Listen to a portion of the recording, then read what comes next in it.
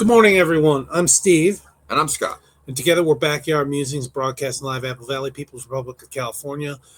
And we're talking science and technology, but we'd like to talk a little bit about the day, September 11th, which is 24-year anniversary, and also about the event that happened yesterday in Orem, Utah, where on the 10th. The 10th, yep. Yeah. We tape a day ahead. Yeah, that's right. So you're watching this Wednesday morning. Well, yeah. Right now it's Tuesday morning. Yeah.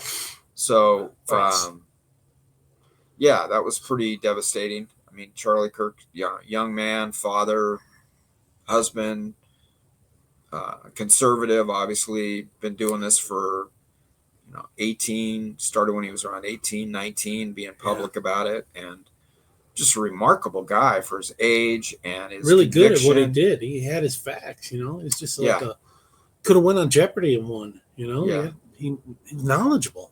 Yeah, and never shied away from a discussion. And what I was talking to my wife about it. There used to be a debate. Used to be able to sit down and debate with people, and now it's a debate usually ends up into name calling or maybe even a physical altercation. Yeah. And it's just, you wonder if that's because sad. Of the rhetoric that's demonizing people, for the last years. Yeah. And believe me, it's on both sides. It just builds up. It's on both sides, but it just seems like... Well, we're not calling Democrats fascists and Nazis. No. Or Baathists. We're not doing that. Yeah. But that side, they're doing that to conservatives. And that builds up hate and resentment over time. And you breed it on campus and then, Yeah, and unfortunately, there's unhinged people that live out amongst us. And it doesn't take much to get them stirred up. And for somebody to be able to pull a trigger, aim a weapon at another body or another person and end that person's life or attempt to do that is just, it's over the top. Yeah. It's especially for just your views, your political views, I mean, we should all be able to believe and say what we want to. I mean, that's the freedom of, that's one of our freedoms, right? Yeah. And I think you can't dispute that this took planning. It did. It took planning, the setup and the getaway. Because he's still not found. Right. And to pick this particular venue, I mean, I'm very familiar. I've never been on this campus, but I've been by this campus countless times. You're familiar with the surroundings. And it's, it's right on the interstate 15, and it borders Provo, Utah, and Orem, Utah, which Orem, Utah, I think, is one of the top 4 or 5 places in the country to live as far as safety goes. And for this to happen there is just why they chose that. Maybe they chose that to pin it on a red state. Yeah, I don't know. Well, I had 2 nephews on campus yesterday when that occurred. Wow. Yeah. I know I heard Jason Chaffetz being interviewed. Used to be a congressman in Utah, and he was there with his wife and family, and he wasn't right there close to ground zero, but he was up in the balcony so he could see. But he said it was just crazy. But it started off as a typical Charlie Kirk turning point event, revving up the crowd, throwing out hats. Getting everybody worked up, and then after a few questions, pow. Yeah. And just, I don't know, just too many things, like you said. It had to be very well planned out, and which is even more concerning. Nefarious. Right? Yeah, concerning. So. And today is the 24th anniversary of 9/11. 9/11.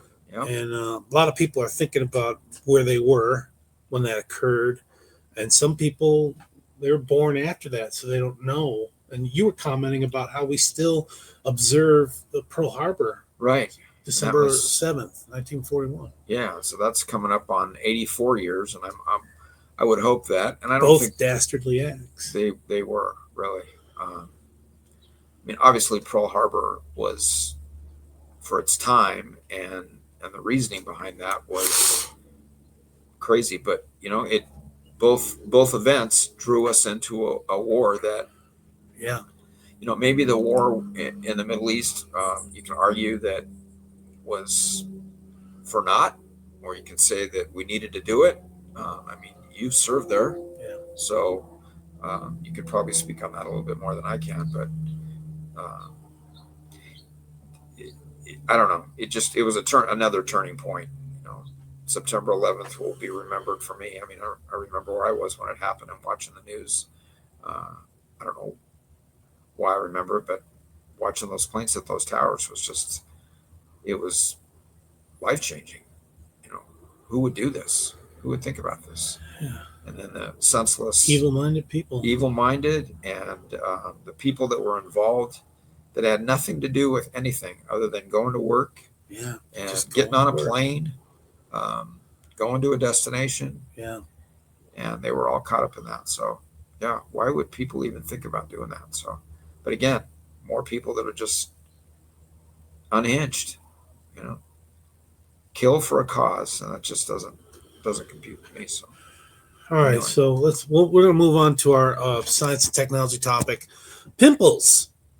A new microarray acne patch eliminates pimples in just 7 days. This is great news for millions of people and could pave the way for future medical treatments far beyond skincare. Waking up with a pimple does not have to be stressful. I call them friends. My wife gets when I say, "You got a friend." Okay. She does this. She pushes it back to me. Does not have to be stressful. Pimple patches are small, sticker-like bandages. They're like the little round bandage that you put on something. That's what it looks like. That cover a blemish and support healing. This breakthrough was reported in ACS Applied Materials and Interfaces on July 31st, 2025. Would you like to know more? A research team created a two-step patch system that uses tiny spikes to grip the skin and deliver either antibacterial or anti-inflammatory ingredients directly to the pimple. In human clinical trials, pimples treated with this approach disappeared within 7 days. That's remarkable. Often called acne stickers, these patches are typically made from polymers that soak up excess oil and moisture. Some versions include medications that calm inflammation or fight infection. Many medicated products use microarrays, rows of teensy. Teensy, is that your It's word? a word. No, it's That's not your word? It's not my word. Okay, teensy spikes that pass through the skin's outer layer to deposit active compounds. However, microarrays can shift while being worn and may irritate the skin. Okay, so I just want to picture this. Pimple comes. Let's say somebody has an acne problem where they're all over, and you got these patches all over, and you're for 7 days. Yeah. Does it come back? I would think that you would treat them maybe. Is it because of the oils and stuff? They come back? Could. So you've got these things on you wherever they pop up? Because I know there's medicines out there, Accutane, where that clears it up, but you've got to have birth control. I mean, so that because there'll be birth defects if you get pregnant doing it, using that medicine. So yeah, I mean, there's a lot of stuff out there. I mean, most of them are like drying agents, right? They just dry it up or yeah. soak but I know the people oil with the and acne, they're washing every night and every morning. Right. Yeah. To address this issue, Shayan Fakrari Lahiji, Yong Hee Kim, and colleagues set out to develop a medicated acne patch with a microarray platform that stays in place. To create their patch, the researchers first printed a microarray of arrowhead-shaped spikes using a specialized 3D printer. Well, that's cool. Yeah. This unique shape helped the patch lock in place when attached to the skin. The patch's backbone is made of hyaluronic acid. I've never heard of that. Hyaluronic acid, a gooey polymer that's a common skincare ingredient that was mixed with either antibacterial agents, including salicylic acid, never heard of that, and cannabis sativa. That's a neat name, sativa extract, or anti-inflammatory agents, including niacinamide and chamomile extract. So that would be a marijuana. Yeah, extract. Cannabis. Yeah. Cannabis is commonly referred to as marijuana. Mary J, Buddha, cess, weed, Pacalolo. Okay, enough of that. These patches were clinically tested on 20 participants. On the first day, the participants applied the antibacterial patch, and for the next 6 days, they applied a new anti-inflammatory patch. So you changed it every day then? Yeah, you change. The first one is the acid thing, and then the next ones are anti-inflammatory. Okay. The participants, what happened? You skipped that. Come back a little bit. No, keep going. They applied a new anti-inflammatory. I got that. The hyaluronic acid-based microarray dissolved into the skin within 30 to 90 minutes. Oh, so maybe you can take it off after you take it off. So you do it at night. Do it at night. Take it off in the morning. Take it off. With no pain or irritation. After 3 days, there you go. After 3 days, participants noted that 81% reduction in acne lesions in the treated areas compared to untreated pimples. And after 7 days, the treated pimples were gone altogether. That's pretty good. Now, what you say, though, the reoccurrence, that's the big deal, right? You just got to monitor it and watch it and see. I guess more research will find out. Yeah. Additionally, researchers noted a significant reduction in sebum, an oily substance that causes acne. Around 95% of participants report that they were satisfied with the results of the treatment. So that's a pretty high number. Yeah, you don't have to use birth control. I mean, you don't have to worry about that. That part I've never heard. I've never heard about the birth control. You don't want 3-armed babies being born or glowing babies. Okay. The researchers plan to make their new patch available for purchase in fall 2025 in both South Korea and the United States. In addition, the technology could be reformulated to deliver other therapies beyond just acne-fighting compounds. Quote, our work highlights the potential of microarray patches as a platform for applications beyond acne treatment, ranging from skin disorders to obesity therapies and vaccine delivery, explains Kim. Okay, so that monopoly there of U.S. and Korea, is that going to create some kind of a black market or a drug trade? If you're in the UK and you want some of that stuff, are you going to have to buy it on the black market? No, I'm sure it's money. I mean, if these scientists create this and then they sell it in order to pay off the research, the loans or what. But I'm a rich guy in Johannesburg, South Africa. Go buy it. I want that stuff. So where do I got to go? Do I got to go to South Korea or U.S.? I'm sure that I think it's going to proliferate. Yeah. I mean, if it's that popular and that successful, it's not just going to be limited to Korea and United States. It'll get out. Okay.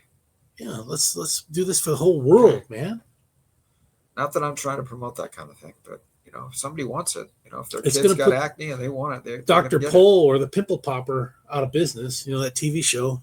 I have watched that, and I do not condone anybody watching that show. That is just gross. It is crazy. All right, folks. Thanks for joining us. We'll catch you in the afternoon. Take care, everyone.